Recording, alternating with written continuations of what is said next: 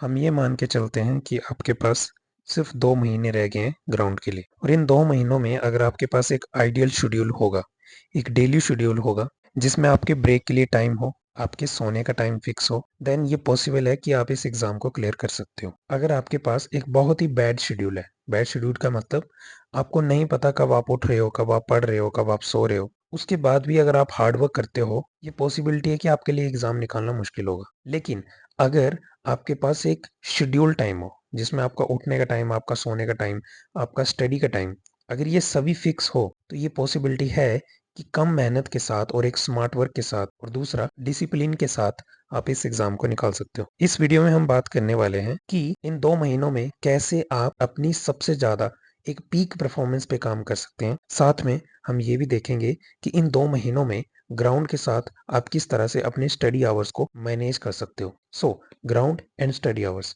इन दोनों को किस तरह से मैनेज किया जाएगा ये भी हम इस वीडियो में देखेंगे। तो हम ये मान के चलते हैं कि आपके पास सिर्फ 2 महीने ही रहे हैं। तो सबसे पहली बात कि आपने इस 2 महीने को एक चैलेंज की तरह लेना है। आप में से बहुत से लोग पबजी खेलते होंगे, आपको हमेशा ये अंदर से क्यूरियोसिटी आती है कि यार आज चिकन डिनर चाहिए, आज चिकन डिनर करना है ना। This is a challenge. इसी तरह से ये 2 मंथ आप चैलेंज की तरह लेंगे कि जो भी अब आगे हम करने वाले हैं उसको हम पूरी तरह से फॉलो करेंगे। जो भी हम प्लान बनाएंगे उन प्लान को पूरी तरह से फॉलो करेंगे। दूसरी बात, ये बहुत ही एक्स्ट्रा ऑर्डिनरी टाइम है। मैंने ऐसा क्यों कहा? देखिए, हो सकता है कि आपका एग्जाम रिटन टेस्ट मार्च में हो, लेकिन उससे पहले इस टाइम को, ग्राउंड के और स्टडी के टाइम को जो अच्छे से मैनेज करेगा उसको बाकियों से ज्यादा एज मिलेंगी। क्यों? क्योंकि इस दिस पर्टिकुलर मोमेंट में हर एक हर एक स्टूडेंट सिर्फ यही फोकस कर रहा है कि उसका किस तरह से ग्राउंड निकल जाए। अगर आपकी फिटनेस थोड़ी सी अच्छी है, ऐसा नहीं कि बहुत बढ़िया है, अगर आपकी फिटनेस थोड़ी सी अच्छी है तो स्टडी को भी मैनेज करके लो। क्योंकि अगर आप स्टडी को मैनेज नहीं करोगे, जब आप ग्राउंड की तैयारी कर लोगे, मे बी ग्राउंड भी आप निकाल लोगे, आपको स्टडी के अंदर एंट्री लेने में बहुत मुश्किल होगी। एंट्री लेने से मेरा ये मतलब है कि एक बार अगर आपने इस टाइम पे ग्राउंड के नाम पे पढ़ाई छोड़ दी तो आपका दोबारा पढ़ाई में मन लगाना थोड़ा सा मुश्किल हो। तीसरी बात, exert yourself to the fullest. अपने आप को अब एकदम एक्सट्रीम पे आपने, बिल्कुल एक्सट्रीम पे आपने पुश करना है। इससे आपकी मेंटल कैपेसिटी और आपकी फिजिकल कैपेसिटी दोनों पता लगेगी। मेंटल कैपेसिटी, जब आप पढ़ाई करोगे, पढ़ाई करने के बाद आप ग्राउंड में जाओगे और शाम को जब वापिस आओगे उस टाइम पे आप जब पढ़ाई करोगे तो ये सब आपकी मेंटल और फिजिकल कैपेसिटी का एक बैलेंस रखता है। और मैं दावे के साथ कह सकता हूँ कि ये ग्राउंड और स्टडी, इन दोनों टाइम को अगर आप अच्छे से मैनेज कर लोगे, आपके लिए एग्जाम निकालना बहुत ही ईजी होगा। मिस्टेक इन यूजर स्ट्रेटेजी, हम देखते हैं कि कौन कौन सी मिस्टेक अक्सर जो स्टूडेंट है वो इस प्रिपरेशन में करते हैं। सबसे पहली बात, स्लीप को काउंट ना कर। मैंने बहुत से बच्चों को जानता हूँ, मतलब कुछ जो एग्जाम की तैयारी कर रहे हैं और कुछ ऐसे भी जो कि अभी जॉब्स में हैं, वो अपने स्लीप टाइम को कभी काउंट नहीं करते। ये आपकी लाइफ का मोस्ट इंपॉर्टेंट पार्ट है। कैसे? अगर मैं ब्रेन की बात करूं, दिस इज योर ब्रेन। आपने आज कुछ स्टडी किया, कुछ नई चीज सीखी, उसके लिए आपको स्लीप चाहिए। स्लीप में वो जो आपका माइंड है, जो आपका ब्रेन है, उसमें वो चीज अच्छे से एंटर करेगी। फॉर एग्जाम्पल, अगर आपने आज ज्योग्राफी पढ़ा, उसके कोई कंसेप्ट पढ़े, तो वो कंसेप्ट जब आप रात को सोए होंगे उसी टाइम पे वो ज्यादा बिल्ड होंगे, वो ज्यादा स्ट्रांग होंगे। दूसरी बात जो मिस्टेक करते हैं कि हम ब्रेक्स नहीं लेते हैं। हमें लगता है कि ठीक है, अब ग्राउंड भी आ रहा है, हमको पढ़ाई भी करनी है, तो हम ना एक ब्रेक को मिस करते हैं। हम सोचते हैं कि यार क्या ब्रेक लेना, ठीक है ना, जैसा चला है वैसे चलने देते हैं, थोड़ा सा ऐसा भी कर लेते हैं वैसा कर लेते हैं। लेकिन नहीं, आपको ब्रेक के लिए भी टाइम निकालना होगा। अगर आप स्लीप काउंट कर रहे हो, ब्रेक काउंट कर रहे हो, उसके बाद काउंट करो कि आप कितने घंटे आप स्टडी करोगे। दूसरी बात, प्रोडक्टिविटी सबसे ज्यादा आपको मॉर्निंग में मिलेगी। इसका क्या मतलब है, मैं आपको बताता हूँ। सबसे पहली बात, एक स्लीप को कैसे स्ट्रेटेजाइज करें। अगर फॉर एग्जाम्पल आप रात को 12 बजे सो जाते हो, इंश्योर कीजिए कि आप हर दिन 12 बजे ही सोइए। आपकी जो बॉडी है वो एक कार्डियम साइकिल के थ्रू जाती है। 7 दिन के बाद आपकी बॉडी ये रियलाइज कर लेती है कि आप 12 बजे सो रहे हो और सुबह 8 बजे या फिर 9 बजे या फिर 7 बजे उठ रहे हो। इस चीज में बॉडी आपको अडेप्ट कर लेगी, और जब इस चीज में आपकी बॉडी आपको अडेप्ट कर लेगी, मैं श्योरिटी के साथ कह सकता हूँ कि दिन को जो आपको नींद लगती है ना, खासकर जब अभी 30 मिनट हुए हैं आपको रिवीजन करते हुए या पढ़ाई करते हुए, 30 मिनट में जो आपको नींद लगती है ना, वो नहीं लगेगी अगर आप एग्जैक्ट टाइम पे सोने लगो। 12 बजे सो जाओ, 7 बजे उठ जाओ, हो सके तो 11 बजे सो जाओ, 6 बजे उठ जाओ, 10 बजे सो जाओ, 5 बजे उठ जाओ। ये आप पे डिपेंड करता है। जब भी आप सोने से पहले एक बात ध्यान रखना, फोन का यूज बिल्कुल मत करना।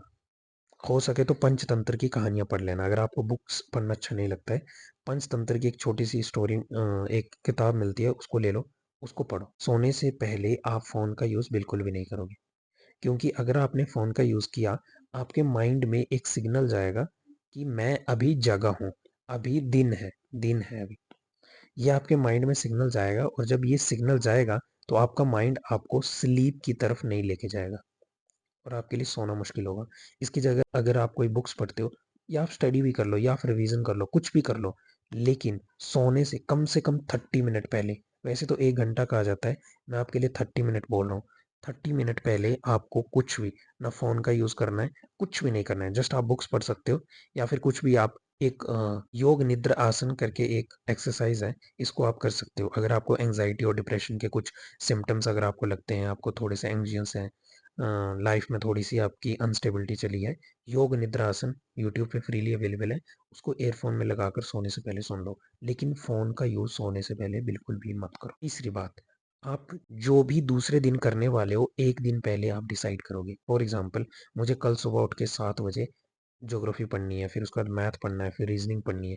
ये 3 चीज़ें हैं, ये 3 चीज़ें मैं एक दिन पहले डिसाइड कर लूँगा, ताकि जब मैं सुबह उठूँ, जब मेरा अलार्म बजे, तो मुझे पता हो कि मुझे 7 बजे उठ के ज्योग्राफी कंप्लीट करनी है, 8 बजे मुझे रीजनिंग कंप्लीट करनी है। एक दिन, अगला दिन जो आपका होगा, उसको आपने एक दिन पहले ही डिसाइड करना है। Understand your break. जब भी आप लगातार 3 घंटे पढ़ाई कर रहे हो ना, अपने आप को रिलैक्स करो, अपने माइंड को रिलैक्स करो, अपनी आइज़ को रिलैक्स करो। हो सके तो एक नैप ले लो, ठीक है? और फॉर एग्जांपल, अगर आप 3 घंटे तक पढ़ रहे हो और या फिर 1 घंटे तक पढ़ रहे हो, 3 घंटे क्यों लें, 1 घंटे को लेते हैं, ठीक है? 1 घंटे तक आप पढ़ रहे हो, 1 घंटे के पढ़ने के बाद आपने सोशल मीडिया का यूज़ नहीं करना है। हो सके तो हेड डाउन्स करके 5 मिनट तक आंखें बंद कर लो, दैट्स इट। आपका माइंड और आपकी आइज़ दोनों रिलैक्स हो जाएंगी। This is the study technique. 1 घंटा आपने पढ़ा, 1 आवर आप पढ़े, उसके बाद 10 मिनट या फिर 5 मिनट तक हेड डाउन्स किया, आप बिल्कुल फ्रेश फील करोगे। फिर से 1 घंटा पढ़ो, फिर से ब्रेक, फिर से 1 घंटा पढ़ो। इस तरह से 3 शिफ्टें लगाओ। इसे कहते हैं पोमोडोरो टेक्निक। पोमोडोरो टेक्निक में ऐसा होता है कि हम अपने दिमाग को हम बेवकूफ़ बनाते हैं। बेवकूफ़ कैसे बनाएंगे? हम उसे कहेंगे कि बस 25 मिनट पढ़ते हैं, उसके बाद फिर 5 मिनट ब्रेक ले लेंगे, फिर से 25 मिनट पढ़ते हैं, फिर 5 मिनट ब्रेक लेंगे, फिर 25 मिनट, 5 मिनट ब्रेक। इस तरह से आपने अपने माइंड को बुद्धू बनाया, बेवकूफ़ बनाया कि सिर्फ 25 मिनट तो पढ़ रहे हैं, ज़्यादा थोड़ा ना पढ़ना है, बस 25 मिनट पढ़ना है, फिर उसके बाद ब्रेक ले लेंगे। और आप ऐसे 25-25 मिनट करके चाहे तो एक बार में 4 से 5 घंटे तक आराम से पढ़ सकते। लेकिन ये जो ब्रेक होंगे, इसमें आप सोशल मीडिया का यूज़ नहीं करोगे। कुछ और कर लो, सो जाओ, आँखें बंद कर लो, किसी से बात कर लो, लेकिन सोशल मीडिया का यूज़ बिल्कुल भी नहीं। रायन ट्रेसी की एक बुक है ईट दैट फ्रॉग। उसमें उन्होंने कहा था कि अगर आपको दिन में ये टास्क दिया जाए कि आपको एक फ्रॉग खाना है, ठीक है? मतलब कितना गंदा होता है वो, है ना?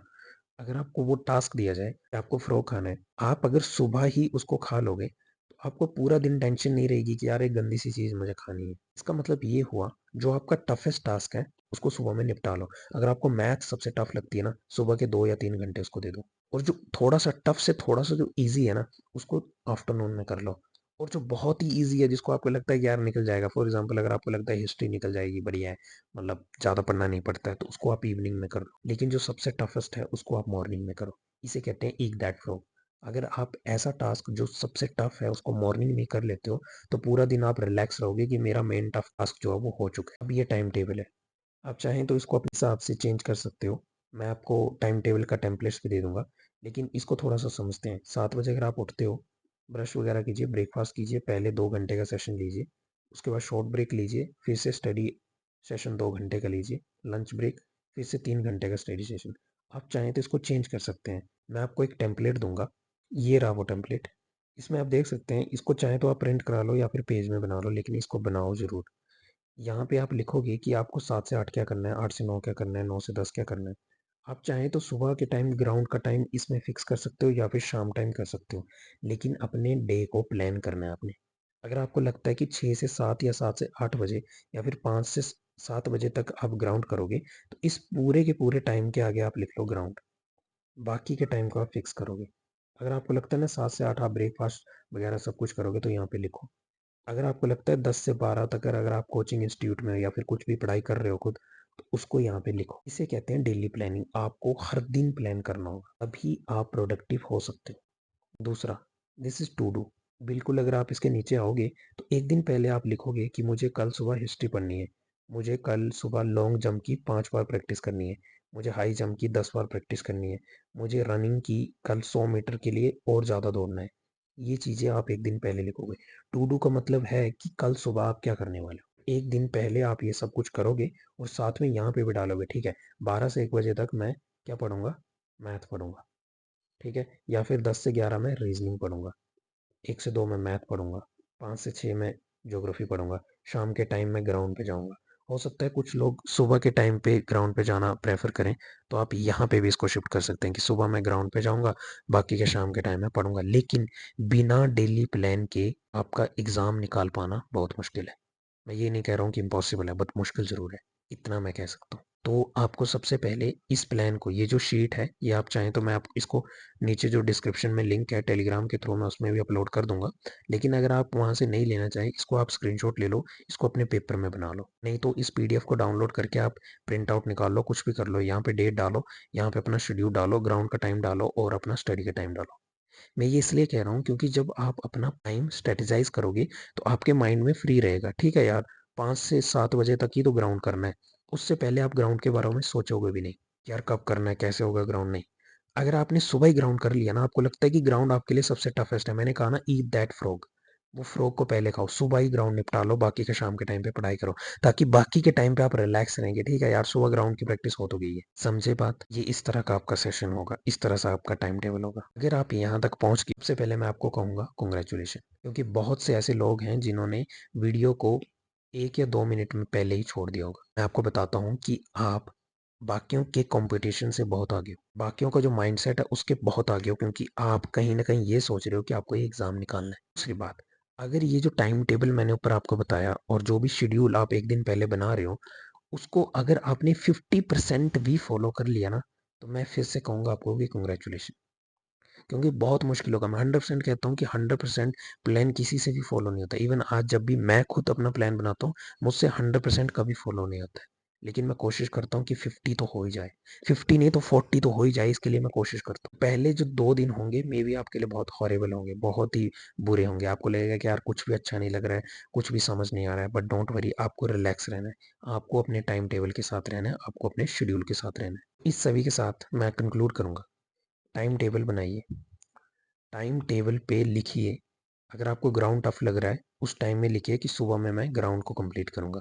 अगर आपको मैथ टफ लग रही है, देखो सुबह उठते ही मैं मैथ करूंगा, लेकिन ये आप एक दिन पहले करोगे, that's it, this is the only philosophy, और कोई फिलोसफी नहीं है। पोमोडोरो टेक्निक के बारे में मैंने आपको बता दिया, 25 मिनट पढ़ो, 5 मिनट का ब्रेक लो, 25 मिनट पढ़ो, 5 मिनट का ब्रेक लो, राइट। इस तरह से आप अच्छे से, बहुत बढ़िया तरीके से अपनी पूरी की पूरी पढ़ाई कर सकते हो दिन में, और आपको पता भी नहीं लगेगा कि कब आपने 5 7 8 घंटे पूरी पढ़ाई कर ली, राइट। अगर आप में से कुछ लोग पुलिस कांस्टेबल की तैयारी कर रहे हो, तो मैंने इस बार वीडियो डाली है जिसमें मैंने बताया है कि पुलिस कांस्टेबल का एग्ज़ाम HPPSC किस तरह से लेगा, उसका पूरा पैटर्न मैंने डिस्कस किया है, तो वो भी लिंक मैं डिस्क्रिप्शन में दे दूंगा।